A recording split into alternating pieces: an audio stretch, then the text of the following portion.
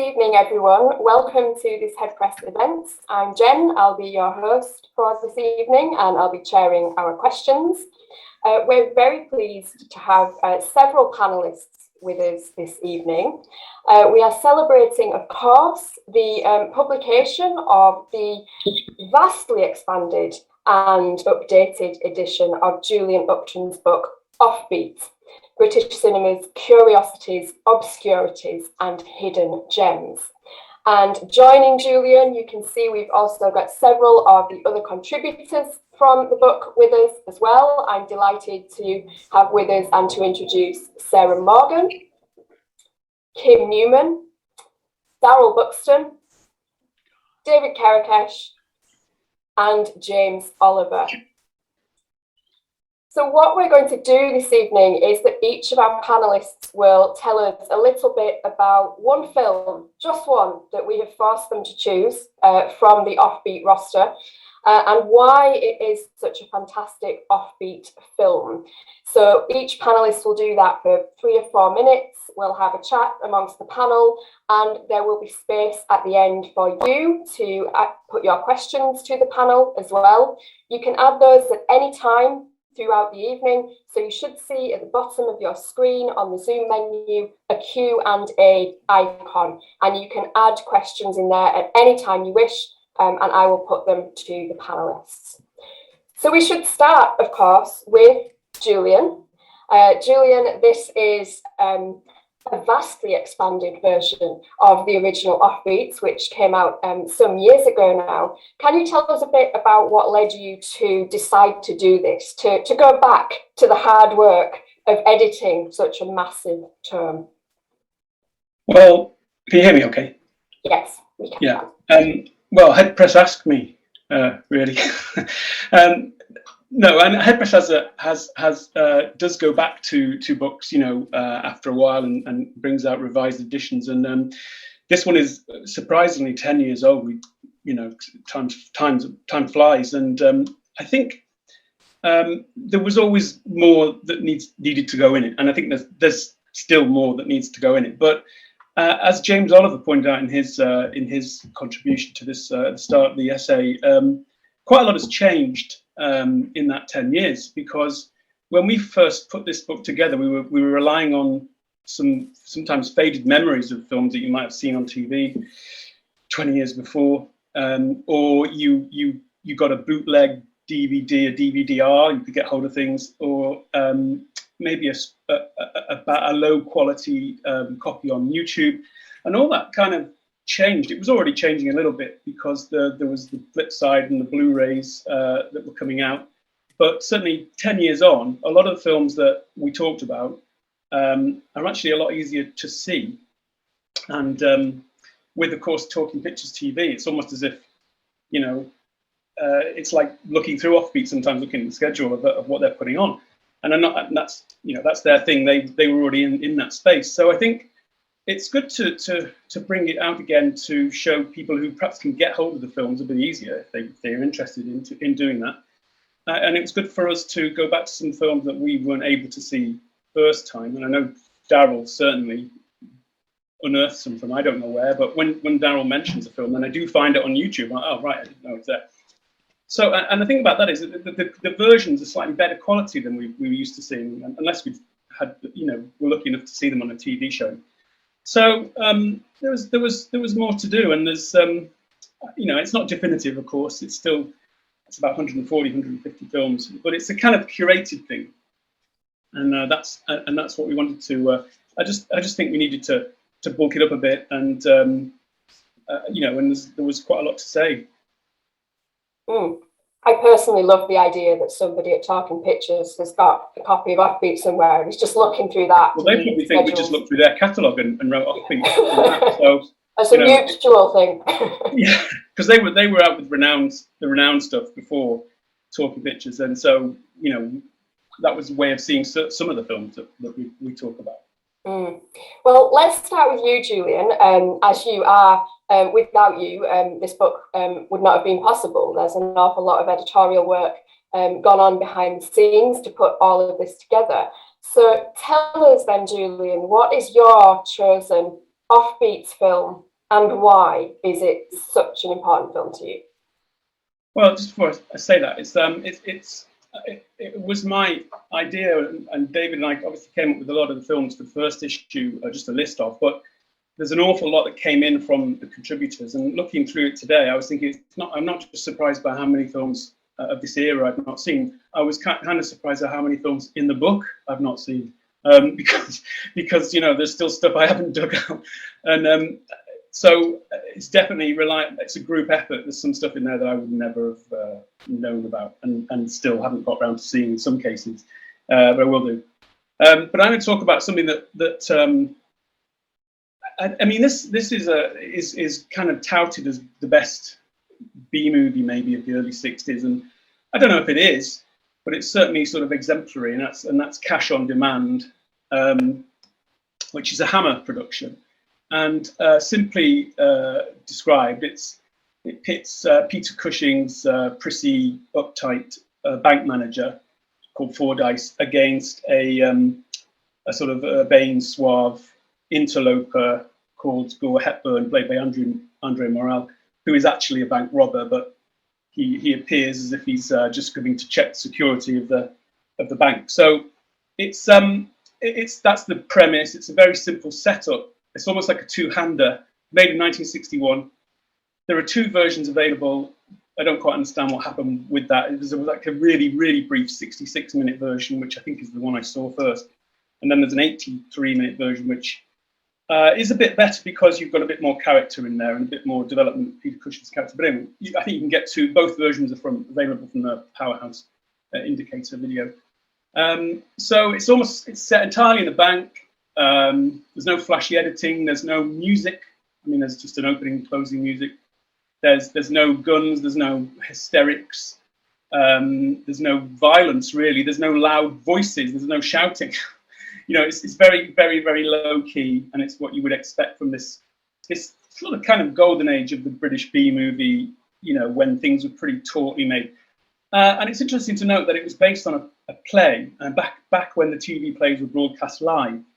And of course, we hear about a lot of the American landmark films that came from live TV over there, like Marty and 12 Angry Men, Judgment at Nuremberg, all those big things. But we had a similar trend, but the films weren't as worthy, if you like, in quotes, or they were more genre.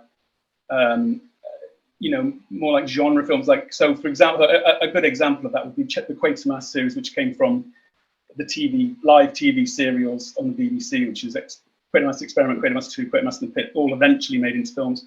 But I was surprised to find that this is why I keep finding new stuff out, which you think, oh, I should have put this in the book. But I was surprised to find that The Strange World of Planet X was also a TV serial before it was a film, which is in Offbeat. The Man Who Finally Died is another film that also began as a TV series.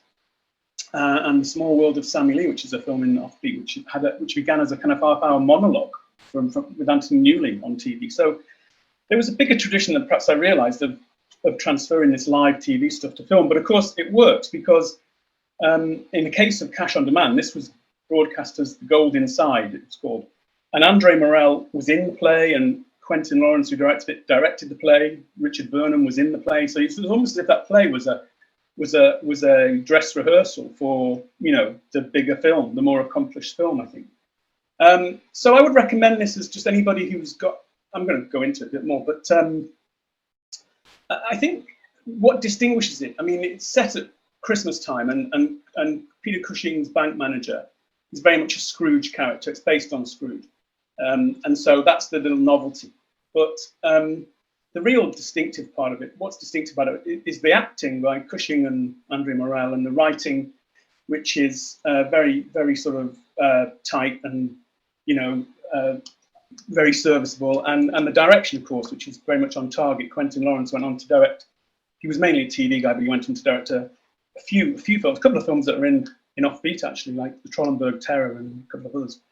So, and really, I think you should watch it for Cushing, because we tend to see, I tend to see Cushing in the Hammer films, and particularly the sequels, and he's always good, but you don't really see what a great actor he was or could have been, And I think I get a bit bored with those Van Helsing and Baron Frankenstein sequels a little bit. And he's always sort of ubiquitous in those. But this really shows him as what he was, which is an actor of great, quite some range. And I mean, of course, playing a tight sort of stiff-collared Englishman that's not difficult for him to do. But over the course of the film, he kind of breaks down, because this bank robber eats away at him in his confidence and threatens him and torments him. And so it's a very good performance in just over an hour of a man breaking down. And the film is set in real time. This is another thing that comes from play, and it really works. You see a few shots of the clock which show you that this thing is happening within an hour. And for some people, there'll also be a throwback to 1984, where Morell sort of interrogated Cushing. Cushing was Smith and Morell was O'Brien in that famous live production. So that might have sparked some memories for some people. So that's what I want to talk about. And I'm just going to think if there was anything else I can add about it. I mean, it was very cheap, £37,000, I think it cost to make, which is probably about equivalent to like how much a cheap hour of TV would cost, I suppose, now. In modern terms, it's about 500,000 or 400,000. So it's not as cheap as some of the films in Offbeat, but it's pretty cheap. I think it was kind of regarded as quite disposable because it didn't get a release in the UK for something like 2 years, and I don't really know the reason behind that. I looked into it, but I can't find a sort of convincing reason why they would. Because these films are kind of throwaway. They stuck them onto bills here, there, and everywhere. I think it was eventually released with a film called Bye Bye Birdie, which I don't know anything about. But I imagine Cash on Demand is better than Bye Bye Birdie, but I would have to get back to you on that. But so I think, that's what I was saying. I just want to point out Quentin Lawrence is the director, and he again is one of these figures who's he's not a name like a lot of the people on Offbeat. He's not a name director, but he was there sort of churning away in the 50s and 60s, and he did mainly TV stuff. So I think he was on everything from Danger Man to the Emmerdale Farm. He had a little splash at filmmaking in the late 50s and early 60s, and about 3 or 4 of his films are in Offbeat. So I think he had quite a good sort of competent style to it. I think after The Man Who finally died, his career on the screen finally died. But he did come back with We Shall See, which Darrell will know about, which is the Deadly Bee film. I don't know if I did much for his career, but that was also a Edgar Wallis B movie thing. So, I mean, I just wanted to say that, it may not be the best ever British Bee, but, you do well to catch it as a sort of undemanding and economical and unwearying example of that genre.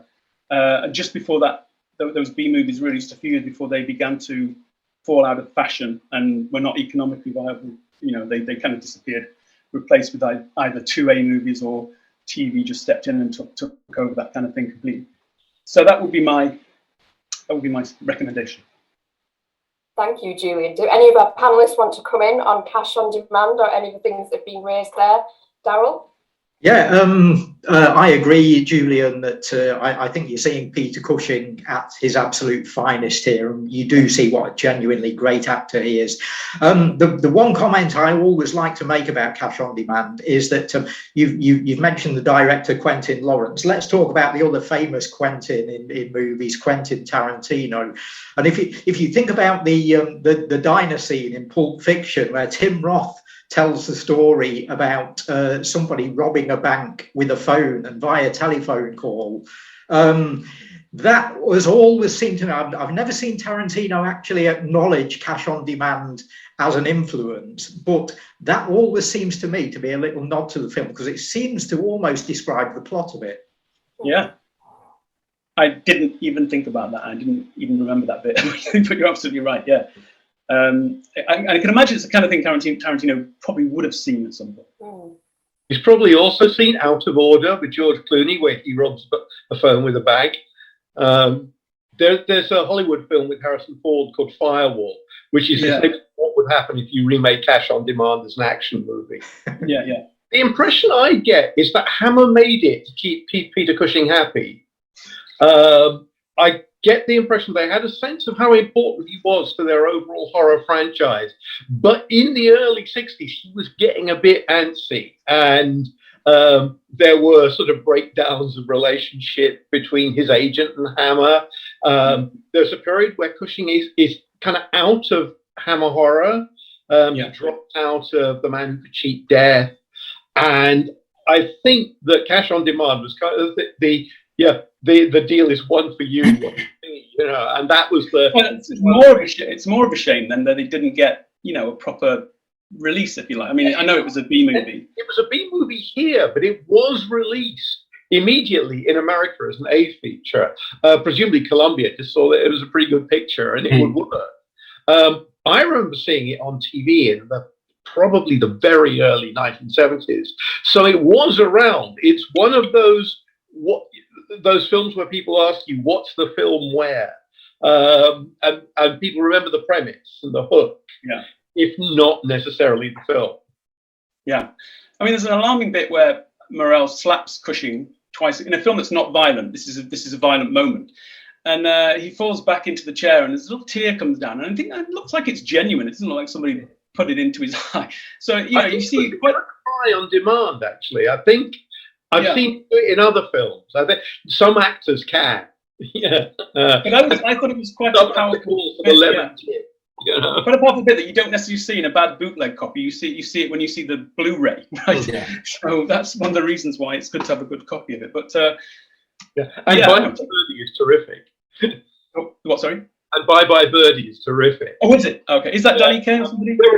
There are two things from it that have entered absolute pop culture immortality. One is What's the Story, Morning Glory, and the other is that We Love You, Conrad song, which you still hear on football terraces. There's a third one as well, which is the title sequence, inspired the title sequence in Do the Right Thing. Quite right. We're getting off British film, so... Yeah, no, it's not British, but it's great. Yeah, and as in Mad Men as well. So, true. Well, who's in it? Is it Danny Kaye? And Margaret. Dick Van Dyke.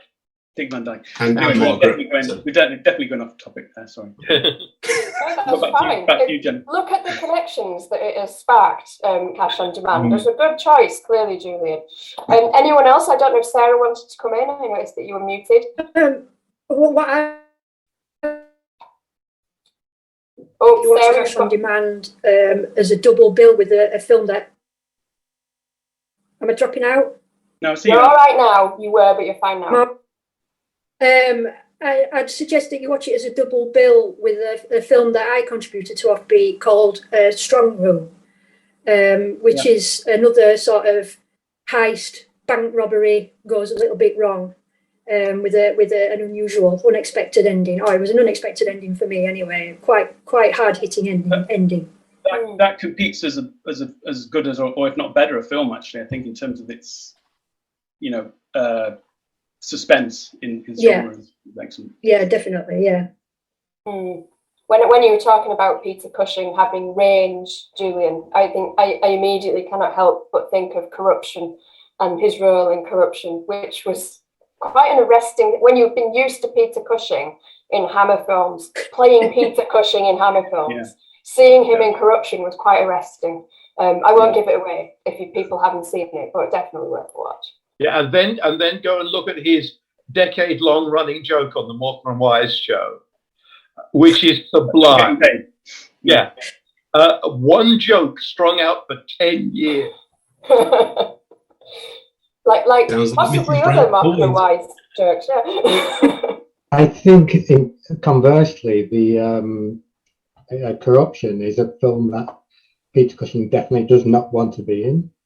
He seems to be being strung down into it, as opposed to. Well, that happened to Christopher Lee a lot, didn't it? He was in all these crappy Jesse Franco films. It's like I thought it was a different film. This is what he would keep saying, like after when it came out, and it seemed to happen to him a lot more than it did Peter Cushing. But yeah. Yeah. Well, I understand because I've just done some research on this. That on the Jess Franco Count Dracula, when Lee was on set, they had great craft services and limousines. when he left the picture, suddenly it was back to sandwiches from the back of a van. I believe that. Yeah. Thank you, Julian, for Cash on Demand. I'm going to move us on swiftly from a bank heist to a very different kind of film, but one that I think is equally fascinating as well. It's something that I only just recently found out about via Offbeat again, and need to complete watching, actually. So I will try and close my ears to any spoilers that Sarah gives us. But Sarah, please tell us about your choice. Okay, well, my choice is the 1958 film, The Man Upstairs. It's a low-key melodrama, very sparse, all takes place in what we would now call a house of multiple occupancy. So each is divided up into different little flats, and so we get to meet all the people that live there. But as the title suggests, the main focus is the guy living upstairs, and it starts the film and he has some kind of breakdown, and the rest of the film is sort of following different people's reactions to that and how the situation is resolved.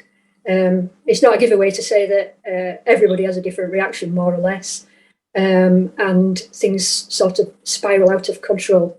But I mean, I think it's really interesting because obviously these days we talk a lot about mental health issues. It's in the news an awful lot. But this is it's nearly 65 years old, so it's obviously not something that's a new thing to talk about. And I suppose in places it does get a little bit heavy-handed, but I think it's just really interesting to see that it was being addressed back then. You know, it's kind of a little plea in a way to be kinder to people, which is really interesting. It's full of really more than others, people like Bernard Lee, Kenneth Fitz, but is Richard, who the underrated actor, to be honest.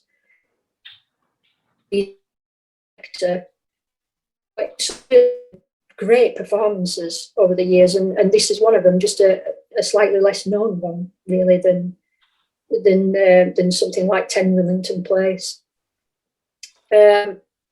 It's the kind of story as well, I think it made sort of 6 years later. You could imagine it being a Wednesday by Ken Loach, but being sort of as famous a cast in it, you know, and it being kind of, I'm not saying be the new Kathy Come Home or whatever, but that kind of issue-based film, really. So yeah, I think it's a really great one to look out for.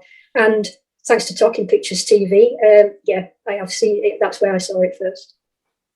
Thank you, Sarah. Yes, I think that really resonates with what I wrote about in Offbeat, about the presence of psychiatry in film throughout that period, where, as you say, it's addressed quite head-on in The Man Upstairs. And I guess it's that period where the NHS is now in place, there's a shift to psychiatric care being something that GPs deal with and that people were perhaps seeing more on a daily basis, which might be, I wonder if that's got something to do with why it kind of appears at that point. But it's really interesting when you start to track all those things and track psychiatry and psychiatric patients in films, where you can almost see the history of deinstitutionalisation and the closure of the mental hospitals happening via the films, where you start to see this theme recurring over and over again in various films. It's also like Cash on Demand, interestingly. It's filmed in real time. It starts at 2 in the morning, and then it finishes with 3:30 chiming. So strange that we both chose ones that are filmed in real time. But I always think that's quite an interesting approach to filmmaking. Strong Room is pretty much real time, isn't it? Yeah, it is. Yeah, I think it is. Maybe I'm just obsessed with real time.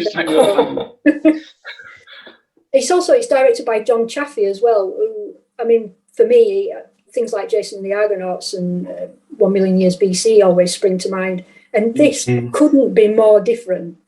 I mean, it really is at the opposite end of the scale, where they're really massive fantasies. This is so small and compact.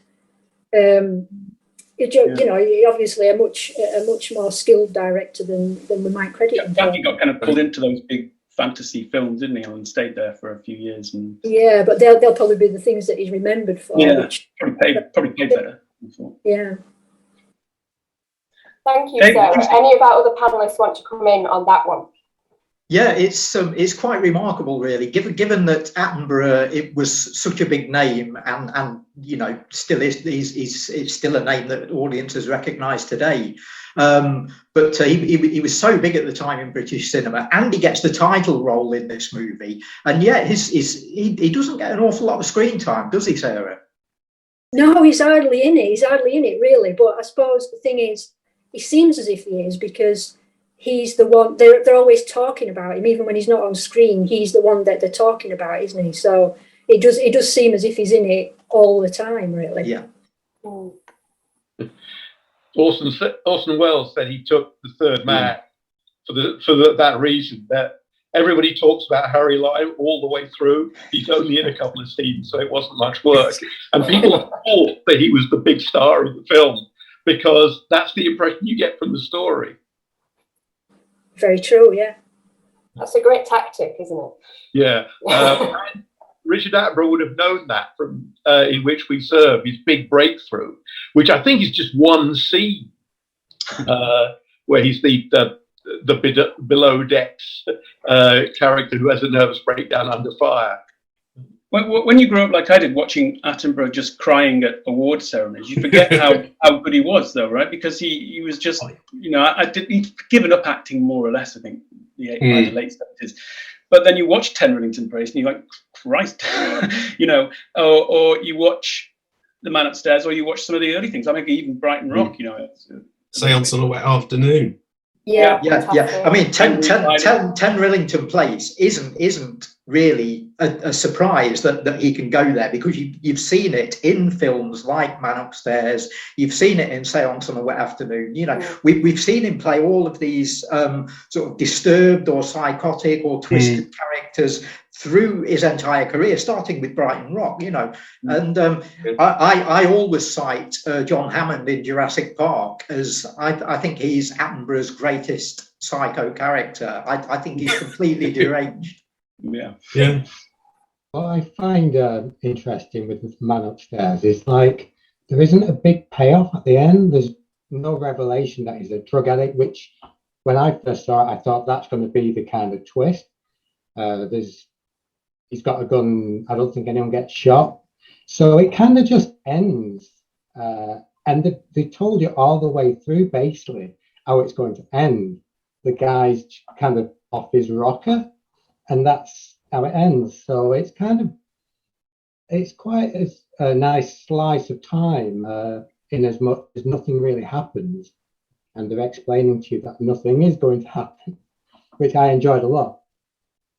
My gosh, good that you weren't giving an overview of that one.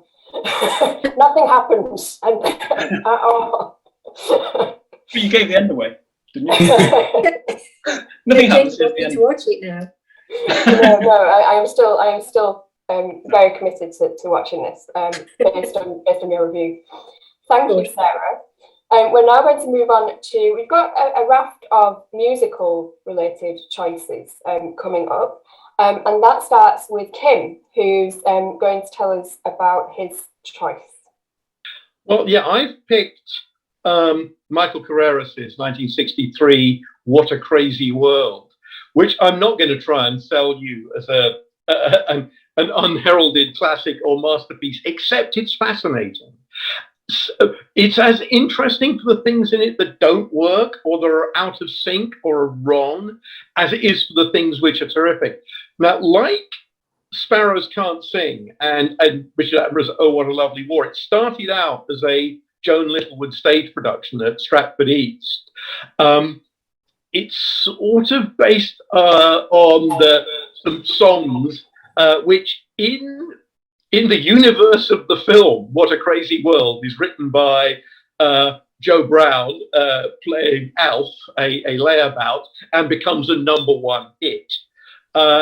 In the real world, I think it peaked at number 37, but it's still kind of catchy. It is, however, the only catchy song in it. There are some other songs in it which are astonishing, including Isn't It a Handsome Punch Up, a song about the delights of youth violence in fish and chip shops.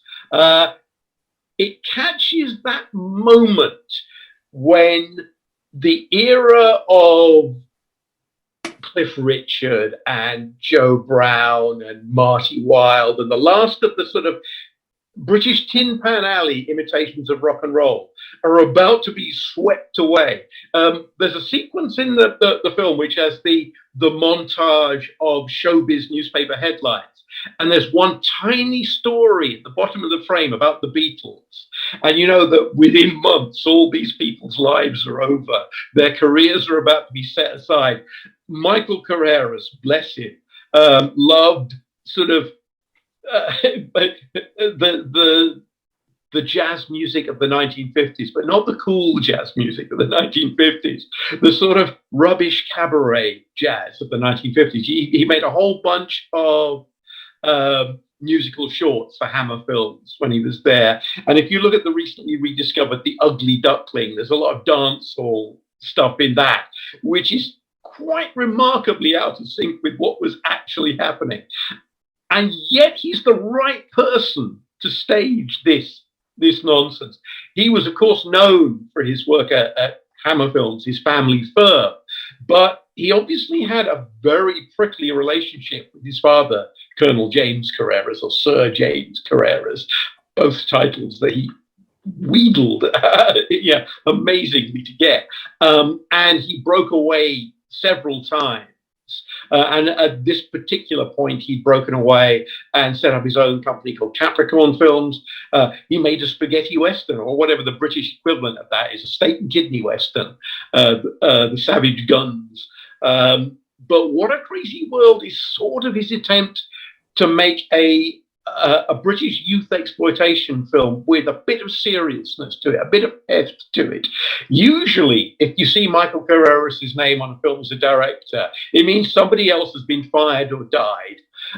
That's how he got The Lost Continent, which Leslie Norman started. He had to finish Blood from the Mummy's Tomb when Seth Holt died. He seemed to have made The Curse of the Mummy just because he could.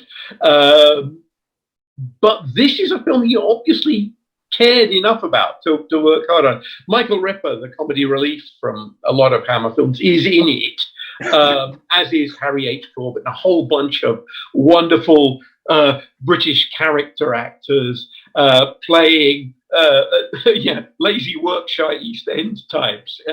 It's a bit more cynical than Sparrows Can't Sing. There's a song about layabouts in the Labour Exchange, which includes some quite cringeworthy stuff about immigrants that nevertheless, I think, reflects the genuine feelings of people like that at the time. But what for me is wonderful about this, I like it in the way that I like The London Nobody Knows, which is a documentary from the 60s, hosted by James Mason, where he goes around the disappearing parts of London. It's got an astonishing sequence where James Mason has a long talk with some down and outs, which is one of the most remarkable pieces of work Mason ever did. It shows actually not just what a great actor he was, but what a great person he was. But What a Crazy World also catches lots of locations that aren't there anymore, a few that are still there. It'd be a great film to do a location tour of. There's some wonderful stuff around Denmark Street, Tin Pan Alley. There's some great stuff just around the corner from where I live, in Islington, in the big block of flats where Joe Brown's extended useless family live. And you can see that they've recruited all the real neighbors to be a part of the film. One wonders how they felt when it came out, and could gauge the attitude to a working class community that's represented in the film. However, it catches little bits of magic. It catches little bits of, oh yes, I remember when London was like that. I was born in 1959 and in Brixton, and left London in 1966. So this is my childhood. I remember those streets. I don't remember them in black and white. I remember when people looked like this, acted like this, talked like this, when this music was on the radio very briefly. And then, as I said, Love, Love Me Do came out and it was all over. Could you get a teenager to watch it now, Kim, that film? I have watched it, if not with a teenager, I watched it recently with a much younger person who resisted some elements of it, but found some elements of it so horrifically true to the family relationships, and indeed the sheer joy in making trouble. The character of the cheerfully lastness sort of juvenile delinquent resonates in the way people like this have been stalking through British cinema since Kosh Boy. It's Oliver Reed in The Damned, Malcolm McDowell in Clockwork Orange, Phil Daniels in Quadrophenia. All this, strangely enough, this ridiculous film fits perfectly into that line of descent. And yes, it does still work. There's even a certain charm in the sort of naffness of the music business. I am sold, personally. As soon as you described it as nonsense, I thought, yeah, this sounds fantastic. But yeah, what a strange film. Any of our panelists want to come in who might have seen this, or has it raised any further thoughts? Yeah, it's. I saw it on TV as a very young kid, and I have no recollection of anything beyond Michael Ripper, whose catchphrase was something like "You blooming kids" or something like that. It was Bleeding Kids, but they may have changed it for the television version. Yeah. And all I remember is him and waiting for him to appear again, because he appeared more than once, I think. But and as different characters, but always complaining about kids. Yeah. But that resonated with me at 7 or 8 years old. Yeah, a couple of things I'd like to say. Kim, as you rightly mentioned, it all happened and came out on release just before the Beatles hit and changed everything. But we'd already had in British cinema stuff like Espresso Bongo and Beat Girl, and this seems to be a little bit of a step back into a more sort of variety type of entertainment. But I suppose we then went on to continue to get films like Three Hats for Lisa a couple of years later. So there was part of the fascination of this particular film for me is that it does take that little step back, and it does dare to do that, and it does.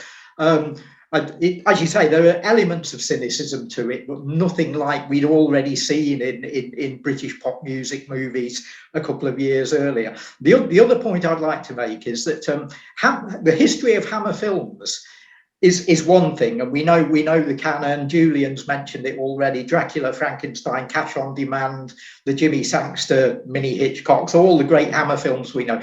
There's this odd little sort of strand of movies that have sort of got one foot in Hammer and one outside, and some were made at Hammer but weren't called Hammer films. Others, there's difficulty in sort of working out whether they are Hammer films or not. Others, like What a Crazy World, they've got Hammer personnel on board but aren't Hammer films, and it fits right in with a whole bunch of films ranging from stuff like Shadow of the Cat and Wolf's Head right up to George and Mildred in 1980 that are sort of, are they or aren't they? Well, certainly Hammer did a lot of the spin-off. Well, did the spin-offs, had a big hit with On the Buses. I think it was Kerekes, Michael Kerekes' idea, wasn't it? Yeah. I guess. But I mean, a lot of those spin-offs were official Hammer films and were trumpeted as Hammer films. But by the end of the decade, I think they did Rising Damp and George and Mildred were made by Roy Skegg's company, which wasn't. He sort of owned Hammer, but had his own thing going as well. And but the company that made that's right, the company that made Rising Damp and George and Mildred, which aren't Hammer films, International or something, also made Hammer House of Horror. So, you know, and What a Crazy World is right in there with this bunch of films, even though it was sort of 17, 18 years earlier. It is one of those cases of is it or isn't it, just because of the personnel on board. I'm always horrendously disappointed if Michael Ripper turns up in something and he's not a landlord or a policeman, which seem to be his two key roles. Or he doesn't have, if he doesn't have sideburns. Is that Yeah. And sideburns in some of his parts in What a Crazy World. I think he's a pub landlord, and I think he may even be a policeman in one bit as well. But he does everything. I'm definitely sold now, Kim. Yeah. Surely there's some kind of drinking game you could adopt. Ripper just in that one film. Although for me, the breakout character is Marty Wilde, who you think of as a kind of one-hit wonder, or maybe Kim Wilde's dad, but he's a foot taller than everybody else. And his kind of bolshy, shirty attitude is astonishing. It's like, it's a shame British cinema didn't have anything else for it. Because he steals this film from Joe Brown. He just walks away with it. Fantastic. He looked like a heavyweight boxer, wouldn't he, actually? He looks, compared to everybody else, he looks like a heavyweight boxer. He's massive. Yeah. Thank you so much, Kim. We're moving on to another music-related film now with Darrell's choice. So, Darrell, tell us about this. Yeah, I've chosen Never Too Young to Rock from 1975, and this is a glam rock musical, one of several actually in the mid-70s. It's always interested me that bands like Black Sabbath, who you would have loved to have seen in a movie, I'd love to see Black Sabbath in a haunted house, you know, but the sort of cool bands never seem to get to make movies. It was always the ones who had the sort of Svengali management who ended up in films, and so you'd see bands like Mud and later on in the sequel to Never Too Young to Rock, Side by Side, you've got people like Hello and Kenny are in there, you know, and Fox and Stephanie D. Sykes. But so yeah, the glam rock movie is a thing. It is a movement in British cinema. I saw Never Too Young to Rock at the cinema when I was age 12 on its first release in the summer of 75, and it was one of the films that came from Lawrence Meyer's company GTO, who sort of backed a whole string of these sort of vaguely glam rock themed movies, and they kicked off rather unfortunately with Remember Me This Way, which was a really dodgy sort of fake documentary about Gary Glitter, and amazingly Screenbound released that on DVD about 5 years ago, and I'm still reeling at that. You know, what sort of audience did they think they were going to pick? I'd love to see the sales figures for that disc, but yeah, GTO followed up, having done the sort of Gary Glitter story and followed him on tour and in concert and stuff. They then decided to do these two fictional movies, Never Too Young to Rock and Side by Side. And Side by Side was directed by a young Bruce Beresford, who'd just come off the two Barry McKenzie movies. So he was sort of making his way in these odd little corners of British exploitation before his career took off in Australia. But Never Too Young to Rock was more of an in-house sort of thing. It had all the familiar GTO names on it, like Dennis Aby was the director, Ron Inkpen was the writer. Great name for a writer, perfect name, you know. And the three major bands in it were the Rubettes, the Glitter Band, and Mud. And but it stars Peter Denyer, who was fresh out of Please Sir and the Fen Street Gang, where he played the character Dennis on TV. And he's teamed up with the venerable and lugubrious Mr. Freddie Jones, who's always good value for money.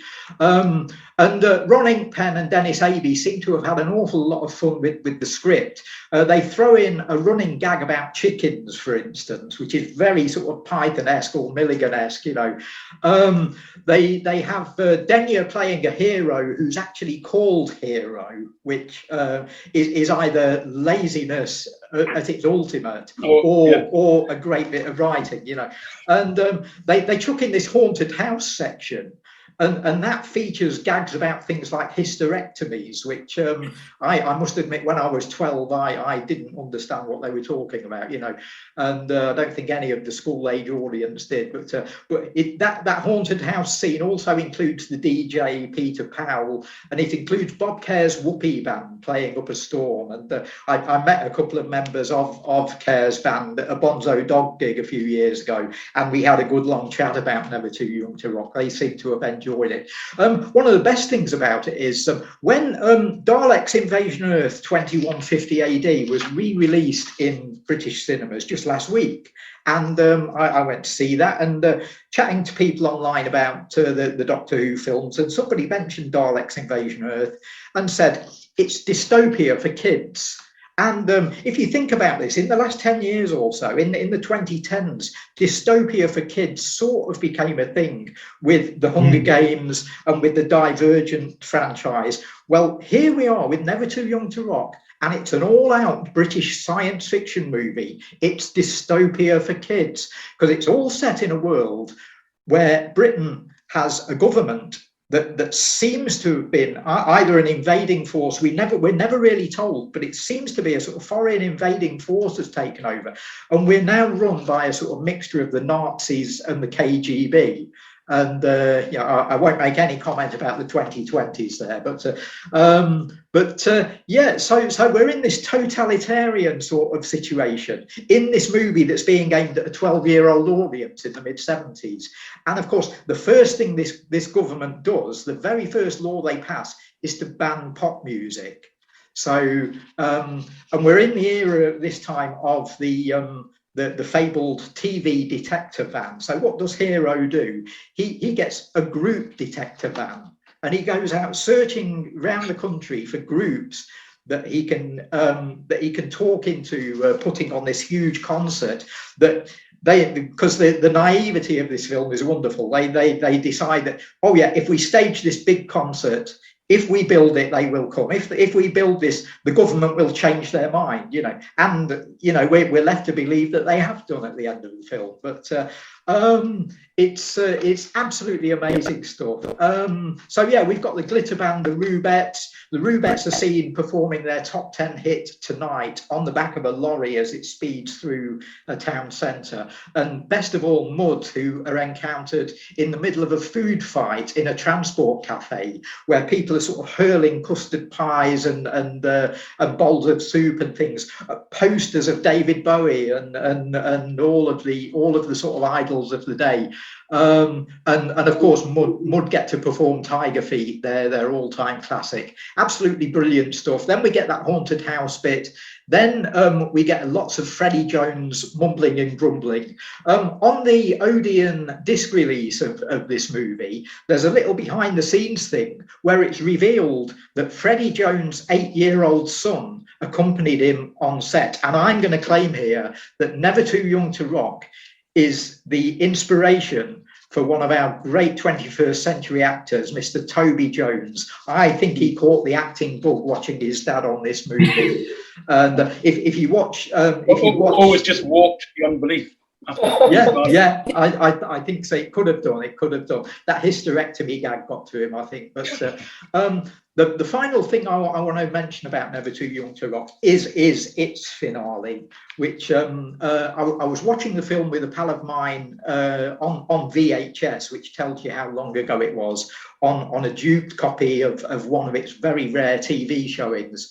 And my pal was just enraptured by this huge concert scene at the end, where the bands are all playing together on stage. They do individual performances, but they actually get to play together. At one point, there's like 3 bass players, 4 guitarists, 4 drummers, and my mate just turned to me and said, This is the closest that white musicians will ever get to being in George Clinton's Funkadelic or Parliament. It's that kind of thing. It's that sort of extravaganza. And the other thing to mention in closing about the big concert scene at the end is it beats Bohemian Rhapsody to doing that by over 40 years. It devotes a massive chunk of the movie. There's about 25 minutes is devoted to this concert, and then along come the makers of Bohemian Rhapsody, and they tell us they're doing something new. They're creating a new kind of cinema by putting the Queen Wembley gig on at the end of the film. Sorry, guys. Already done in 1975. Yeah, I've got the poster. I've got beautiful quad double crown for Never Too Young to Rock. I've got the disc, as I say. I've got the vinyl soundtrack LP. I can't get enough of it. That's quite an endorsement, Darrell. Thank you. Any comments from the rest of the panel? I don't think there's anything to say, is there really? Point of interest: Toby Jones has two brothers. An actor called Casper and a director called Rupert. It could have been either one of those. Yeah. Maybe it was a family outing. Who knows? For some reason, science fiction and pop music have wound together in British cinema just for fun. Is also I was talking to someone about Gonks Go Beat just yesterday, which does the same. Well, even if we're talking about Queen, their ill-starred musical "We Will Rock You" was science fiction, was it not? Yeah. And Kim, didn't you write about Tomorrow? Tomorrow, yeah, which is another. But there's and of course, Gonks Go Beat. Is indescribable in many ways. So yeah, I don't know if it's because the people who make these films literally look at pop stars as aliens, or they cannot conceive of them. I suppose you did get, say, What a Crazy World and later Flame, or Stardust. There are actual show business stories. The sort of rock realism all the way through to Breaking Glass. But the fantasy seemed to work better. It seemed to connect more, although most of these films have quietly disappeared over the years as fashion and Operation U-Tree have away a collective shared memory of Top of the Pops. Yeah, when Julian asked me to write for the first Offbeat book 10 years ago, I was offered 3 films to write about, and realised that 2 of them were actually paedophile-themed movies: Never Take Sweets from a Stranger and Revenge, and the third one had the glitter band in it. So it's the kind of choice we like to give you. I believe I would like to ask Darrell about GTO films, because they kept going till the early 80s, right? Yeah, well, they went largely into distribution in the 80s, because they distributed Polyester, the John Waters film, and a couple of other. I think they did Elvis the movie as well, topically, the John Carpenter. They were behind Breaking Glass as well, weren't they? Yes, yeah. So they were in production and distribution, for some years. Thank you, Darrell. I'm going to move us swiftly on, just so that we can hear about our final music-related film. And this is David's turn to tell us about his choice. Yeah, Michael Lindsay Hogg's Let It Be. Might seem a weird choice, a film about obscure movies, film with the Beatles. But then it hadn't been seen officially since 1982. And seems to be brushed under the carpet, where everything else Beatles been kind of championed and rejuvenated and reinvented many times since, but this one hasn't. And it hasn't even now. We've got Peter Jackson's, I would say, reimagining, but it's not. It's a bit more than that. The Beatles Get Back. And we seem to forget as well, there are people out there who don't know who the Beatles are. I had this weird conversation with a guy who's a lot younger than me several months ago, and I was talking about John, George, Paul, Ringo, and he said, "Who's that?" I said, "The Beatles." They said, "Oh yeah, I've heard of them."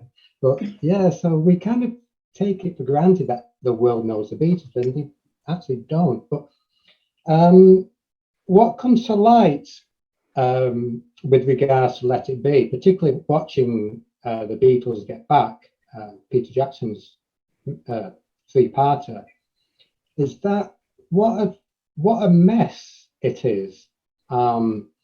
It's a very unlikable film, and I've watched it possibly more times than any other Beatles film, and I always come to it thinking, this is the time I'm going to like it a bit more than last time, and it never happens. I just kind of, it makes it sad. The ending on the roof is phenomenal, and it's a pop culture icon, but we go through what seems an interminable length of time where people are just bored and talking about nothing for a long time, scratching out dreary songs, pieces of songs that would become much better later on. But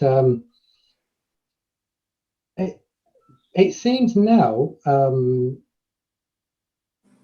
having watched Peter Jackson's film, that what was Lindsay Hogg doing? Because he's made a film which concentrates on the most dreary part of those long sessions that the Beatles were involved in, trying to record songs for a new album and all talking about a potential live gig.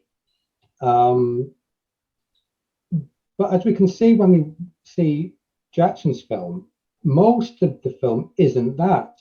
Most of the footage that Lindsay Hogg shot isn't that. It's fantastic because once the Beatles move out of the Twickenham film studios, where Let It Be is almost entirely focused on, and it goes to the Apple Core studio, it becomes a different film. Everyone's mood is upbeat, everyone's happy, and so we're kind of left to wonder, why did Lindsay Hogg shoot it the way he did?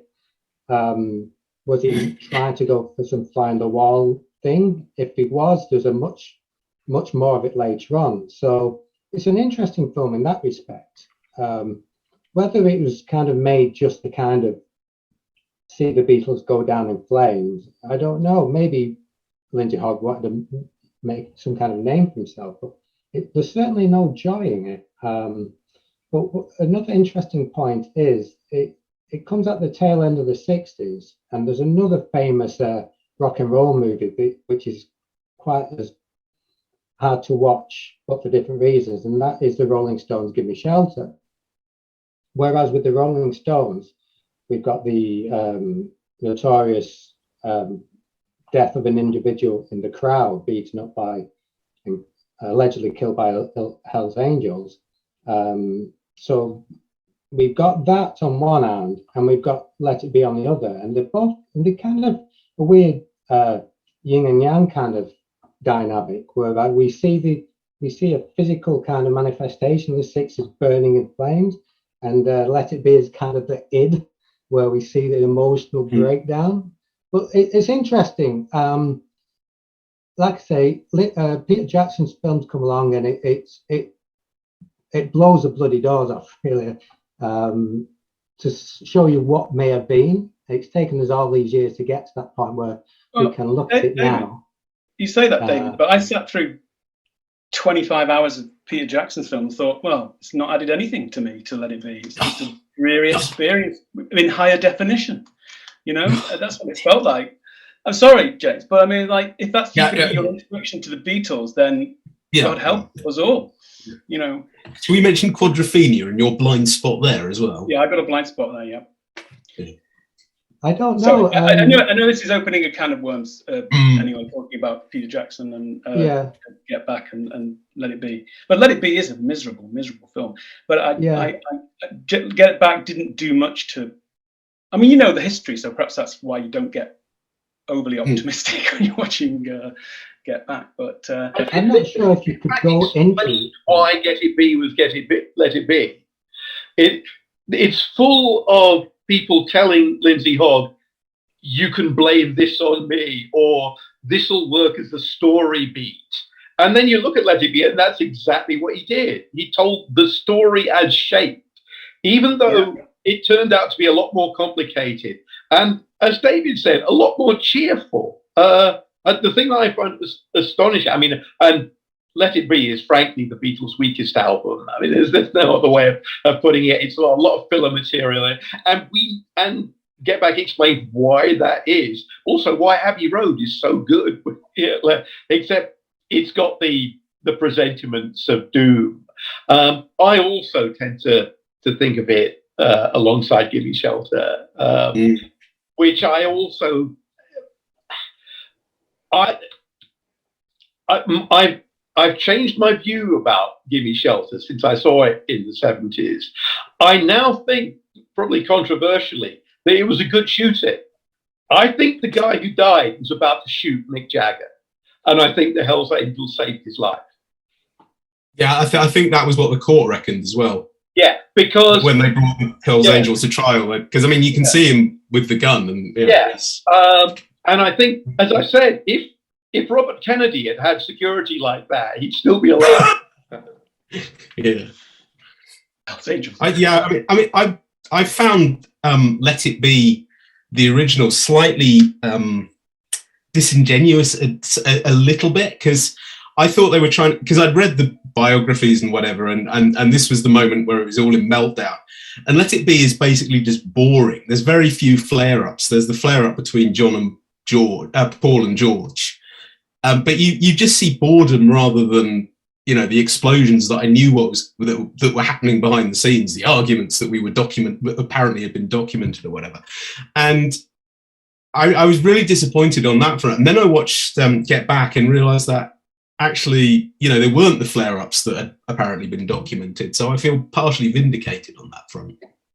Another thing which you get, and I don't want to make this conversation about Peter Jackson's film, but one thing you do come away with is the how you reinterpret McCartney's role, because we always kind of see him as a bit like manipulative and a bit kind of boorish, but he's clearly holding everything together, and Lennon comes across in parts as really obnoxious, like destructive, and there's probably many reasons for why he's like that, but there's one conversation which kind of caps the first segment of Jackson's trilogy, which we don't see in Let It Be, and I kind of wish we did.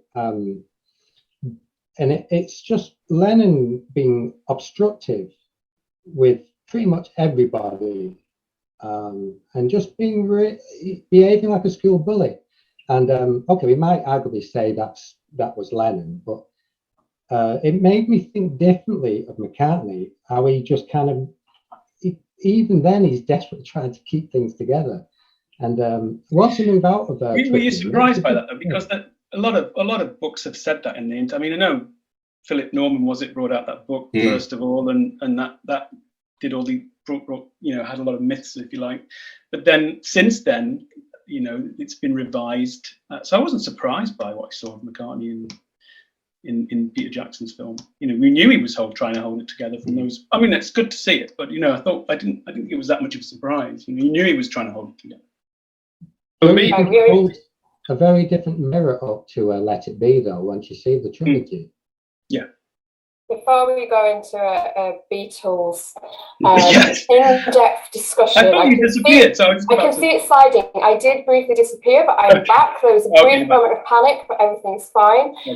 So thank you, David. So that concludes the music section of our films.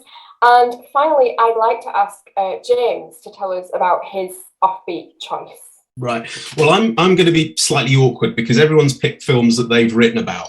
And one of the things I really liked about Offbeat was that it introduced me to loads of films I'd never even heard of. I like to think I have a good working knowledge of British cinema. And it's over the years, it's the original volume's given me a good checklist of things to check out. And the film I think I'm most grateful for is the one I'm going to talk about now, which was originally written by Martin Jones, and God bless him, because it was Mumsy, Nanny, Sonny, and Girly. And in brief, it's really odd.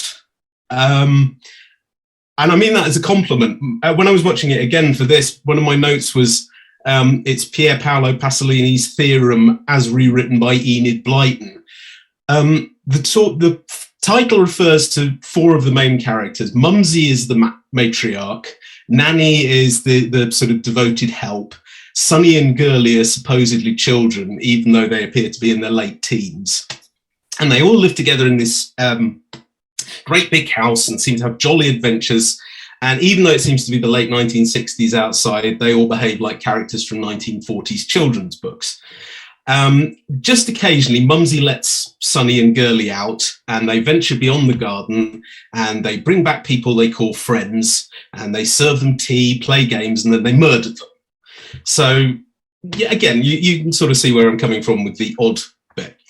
Things get a bit more tricksy when they invite new friend, played by Michael Bryant, into the house. And he brings sex into the equation. This is why I thought of Pasolini, because he seduces all the female members of the household. He doesn't actually get round to Sonny, unfortunately, and then plays on the resultant jealousy. So he's sort of he's like a snake in the Garden of Eden. And it's based on a play, and from what I understand, the play actually explains what was going on, why this family unit came to be, but we don't get any of that here. We're just presented with them. And I think the film is much better for it, because we get beyond straightforward psychology and it pushes it into something more satirical or subversive. I don't want to call it a state of the nation piece, but I think we can certainly see it as a film that comments on where Britain was as the 60s sort of curdled into the 70s. I took it that Mumsy's house seemed to represent the old order, with things which were, it was just about still in charge there. We've got Beatrix Potter on the wall, afternoon tea, and she very much puts Nanny in her place, where the youth are kept in a state of arrested development until the sort of outside forces, as represented by Michael Bryant's new friend, stir everything up. It reminded me of another film I found through Offbeat, which was Goodbye Gemini, which also came out in 1970, which is that kind of does the exact opposite, which takes characters from a cloistered background and drops them into the middle of the big city, whereas this does the opposite. And I'd like to draw a connection to a couple of films I did write about in Offbeat, specifically House of Whipcord and Sir Henry at Rawlinson End. Both of which, like all of them, it's about the sort of the last gasp of a reactionary old order that's sort of retreated into a weird domain of its own creation. And I mean, I think it is a very funny film, even though it's not a comedy. And watching it again for the purposes of this, I became desperately sorry for the poor sods that had to try and sell it to the public, because it's not an easy sell at all. I think they mostly played up the horror angle. I have the DVD here, and you can see they've whacked a big knife on it, and everyone is dying to meet them. Hang on, can you see them? There you go. And in America, they shortened the title to Girly, and the advertising emphasised Vanessa Howard's comely attractions. The back of the DVD quotes the New York Post as saying, "Vanessa Howard is luscious." And best of all for you, Jen, it's got Michael Ripper as the zookeeper. Fantastic. Well, I've never seen him as a zookeeper, so he's a zookeeper. It's also got Hugh Armstrong, I think that's his name, from Deathline, also playing another. He has even less to say here than he does as the cannibal in Deathline.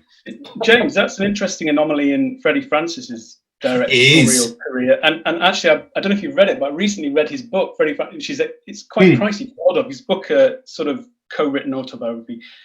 He talks quite a lot about stuff like that, and that was his project. He kind of broke away from Amicus and Hammer for a while because he was directing then, and this is something he wanted to do, and he did want to put some comedy in it and some social comment. So it's interesting that not long after that he went on to Son of Dracula, which was a disastrous film starring Ringo Starr. I don't know if you've Beatles.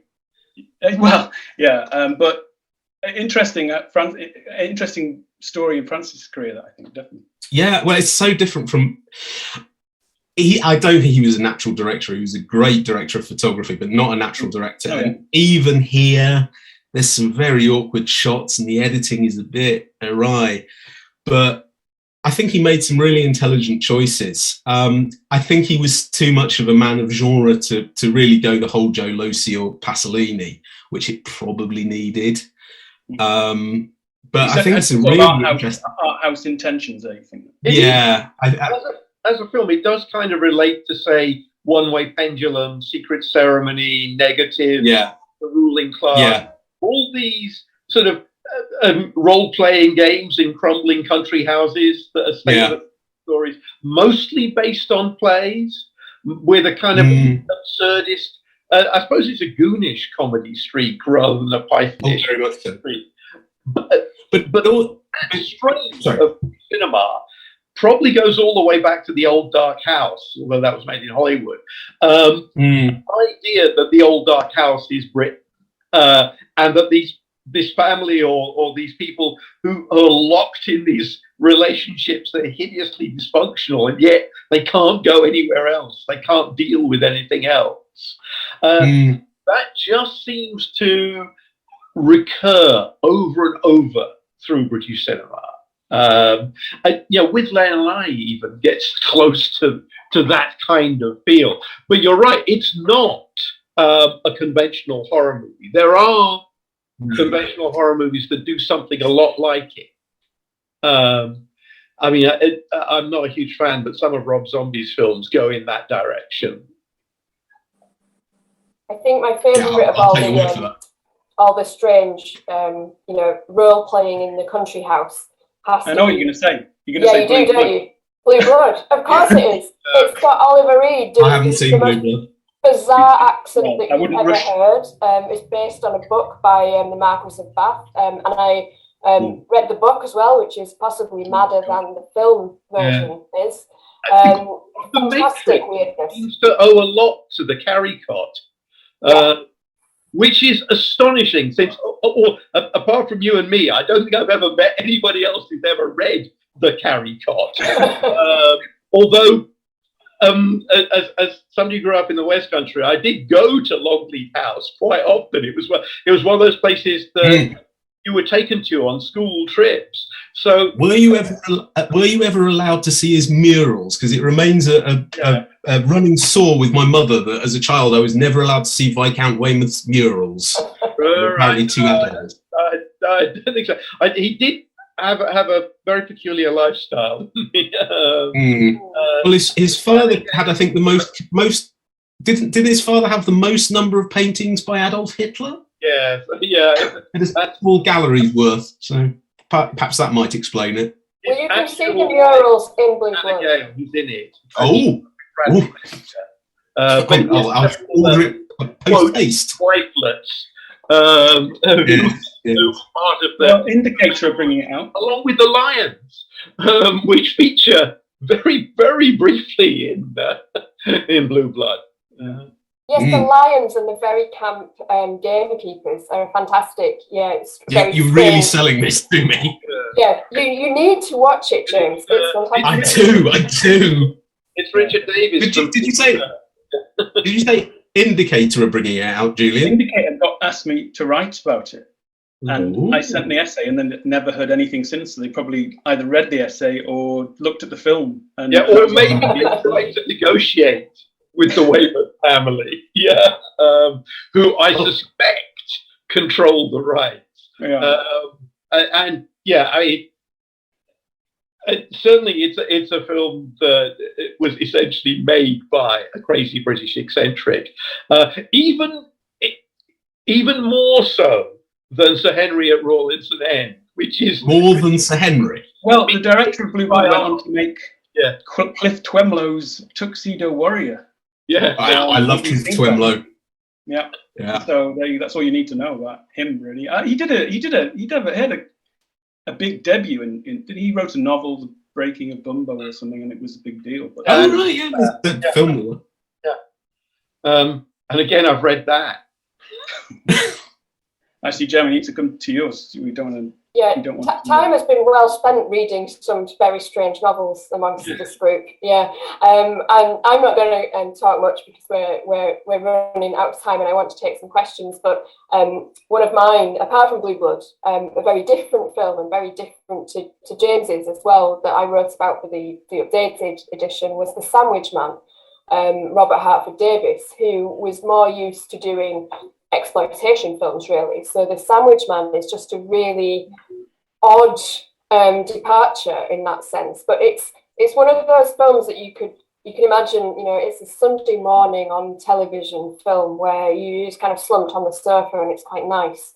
It follows a man with a sandwich board, as the title suggests, on his wanders around London, and it is basically just a set of vignettes with no central plot except that he is wandering around. He's waiting to see if his pigeon has won a race that he's entered in, and he comes across all these characters, and it's just a wonderful snippet of London at a certain point in time in the mid-60s, where everything looks beautiful and unusually empty as well, as they always seems to do in those films. But also got lots of famous faces from the time as well. So it's quite fun to just watch for that reason. I'm going to take a question from Neil Jackson. Thank you, Neil, who says, Julian referred briefly at the early stages that there were some films that he wished were in the new edition of the book. Which films would each panellist like to see go into a third edition of Offbeat? We're not tying you down to anything here, Julian, by the way, but which films would each panellist like to add? So, Julian, do you want to go first? What would you add? I'll go first. It's difficult to answer because there's films every day that I think of when I'm just driving or walking. I should have gone. You know, so but I will give you a politically correct answer, and that is, it's not a very diverse book in terms of its directors or its casts, you know, Offbeat. And I was thinking, well, who, you know, and I actually thought, we should have had a film by Muriel Box in there, right? Like, so the only female director I could think of who was making these kind of popular films. And I actually thought, you know, maybe we should have looked at Eyewitness or Rattle of a Simple Man, if you know either of those. And she did a handful of other ones that were pretty good. And I think we should make space for that if there was to be a third. Yeah. You know, if there was to be a third.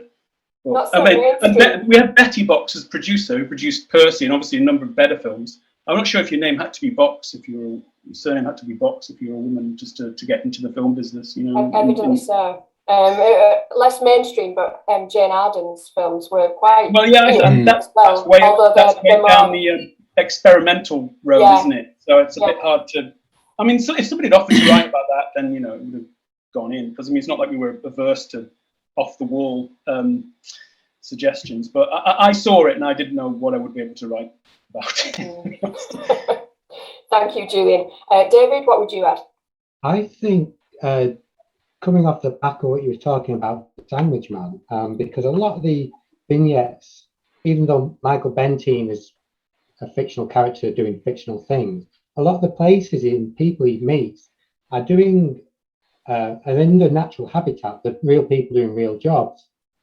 And for me, that kind of is jumps on the back of the early Italian Mondo films, except it's got like a narrative thread going through it, a fictional narrative thread. So I think I would consider doing something about documentaries for a Offbeat, a new Offbeat. Yeah. There's a lot of little documentaries out there. There's a lot, you could draw on there, I think. Yeah. Thank you. James? Well, I did suggest to Julian some things from the 1930s, but that was too early. I think I would go for Cover Girl Killer, in which Harry H. Corbett plays a pornography addict murdering women.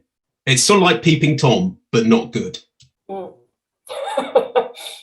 Kim? Yeah, it's good. It's good just for his glasses, though. I was remembering. Well, I love how he puts his glasses on, because of course we all know that masturbation makes you go blind. They're very thick bottle rimmed glasses on. Yeah, exactly. He's got perfect eyesight, but when he launches into porn mode, glasses go on to make the point that, you know, you really shouldn't manipulate yourself. So there's an important moral message in that one as well, James. Yeah. Thank you very much. Kim, what would you add? Well, just on the random, I happen to have watched it in the last couple of weeks. Say, Jacques Demy's The Pied Piper with Donovan, which is billed as starring Jack Wilde, Donald Pleasance, and John Hurt. And it's a children's film that ends with Michael Hordern being burned at the stake. It's like a kid's version of The Devils.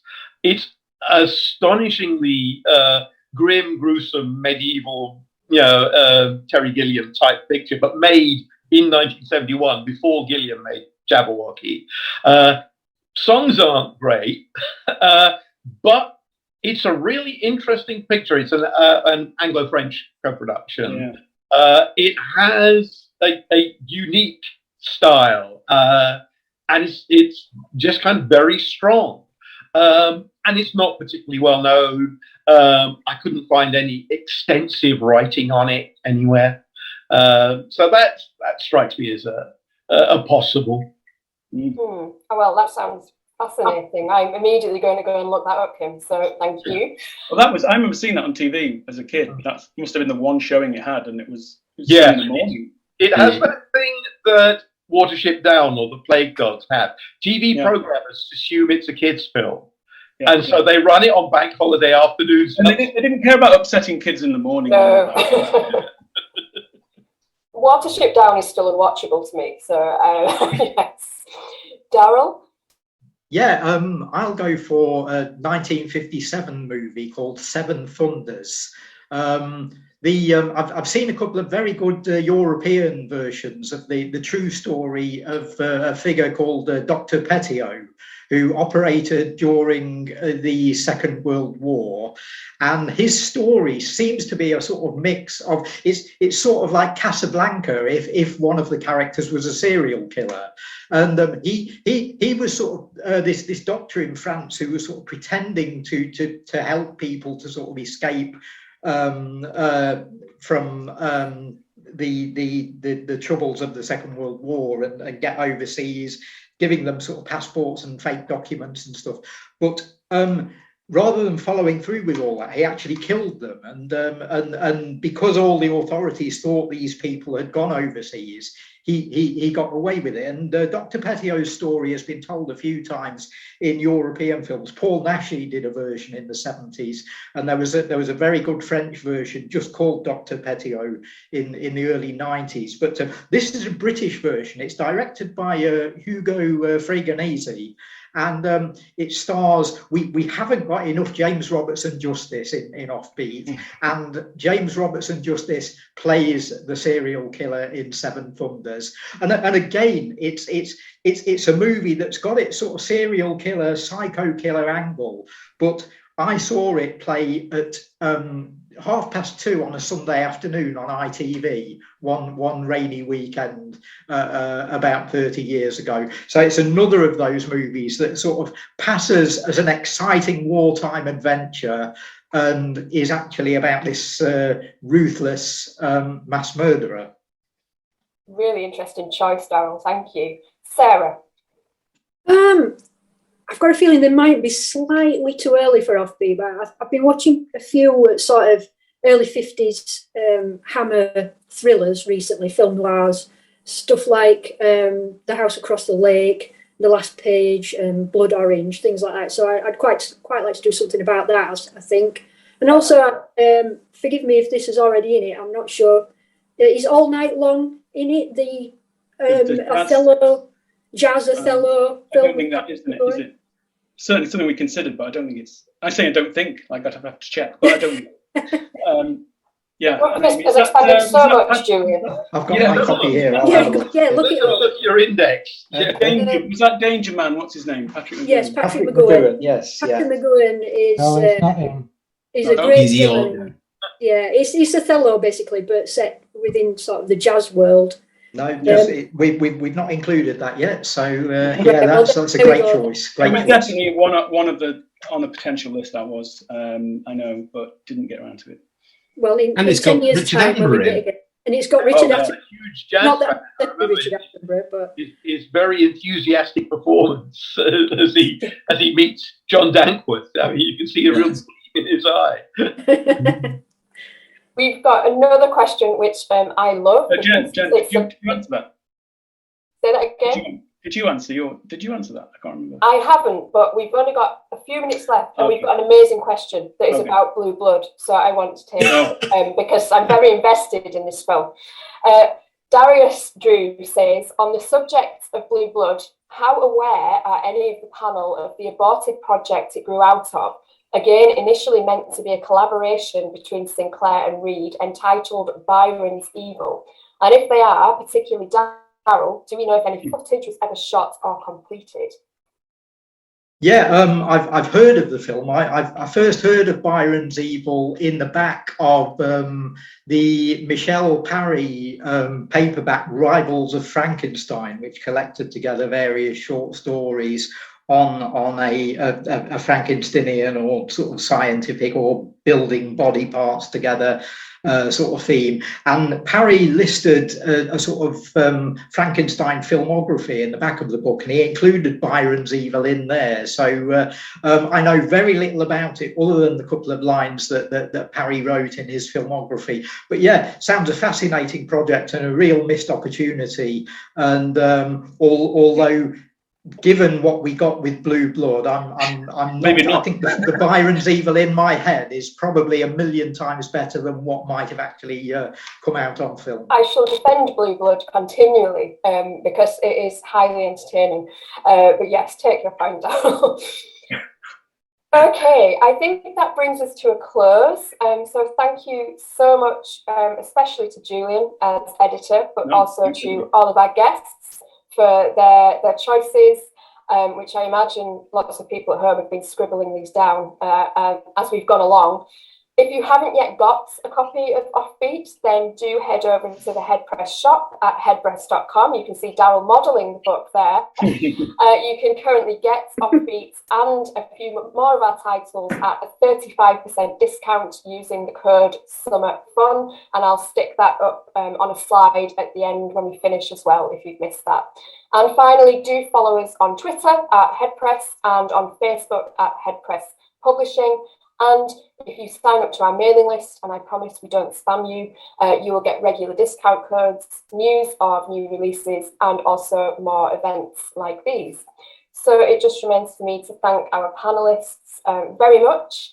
I will ask them to mute themselves if they want to stay in the room while we just put the slides up with that information on for the audience. But thank you all for coming, and hope to see you again.